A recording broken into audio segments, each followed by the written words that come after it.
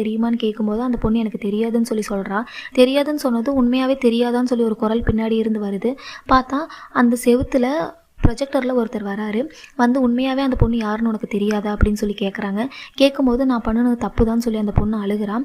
நீ என்ன தப்பு பண்ணேன்னு சொல்லி உன் ஃப்ரெண்ட்ஸ் எல்லாருக்கும் தெரியட்டும் அப்படின்னு சொல்லி கேட்குறாங்க. கேட்கும்போது அந்த பொண்ணு சொல்கிறான், அந்த பொண்ணு ஒரு நாள் ரொம்ப ட்ரிங்க்ஸ் பண்ணிவிட்டு நைட்டு கார் ஓட்டிகிட்டு போயிட்டு இருந்திருக்கா.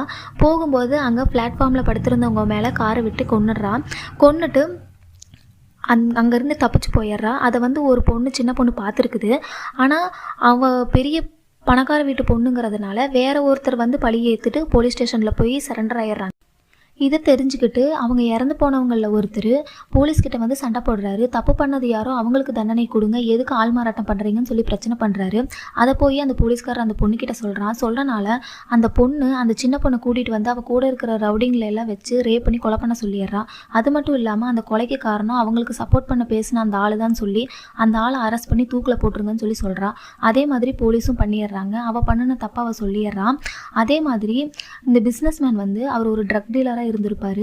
அவர் பண்ணுற தப்பை மறைக்கிறதுக்காக போலீஸ்க்கு பணம் கொடுத்து அவர்கிட்ட அசிஸ்டண்ட்டாக வேலை பார்த்துட்டு இருந்தவனை என்கவுண்டரில் கொலை பண்ண சொல்லியிருப்பாரு. அந்த மாதிரி ஒவ்வொருத்தரும் ஒவ்வொரு தப்பு பண்ணியிருப்பாங்க. அது எல்லாத்தையுமே அவங்க முன்னாடி சொல்லி காமிக்கிறாரு. உடனே இவங்க எல்லாரும் கோவப்படுறாங்க. நாங்கள் தப்பு பண்ணால் அதுக்கு எங்களுக்கு தண்டனை கொடுக்கறதுக்கு நீ யாருன்னு சொல்லி கேட்குறாங்க. உடனே அவர் இருந்துட்டு, உங்களை மாதிரி ஆளுங்களுக்கெல்லாம் சட்டப்படி தண்டனை கொடுக்க முடியாதனால என்னுடைய தண்டனையை நானே எடுத்துக்கிட்டேன். நான் வந்து ஒரு ரிட்டையர்டு ஜட்ஜ் அப்படின்னு சொல்லி சொல்கிறாரு. இவங்க எல்லாரும் மாறி மாறி சண்டை போட்டுக்கிறாங்க.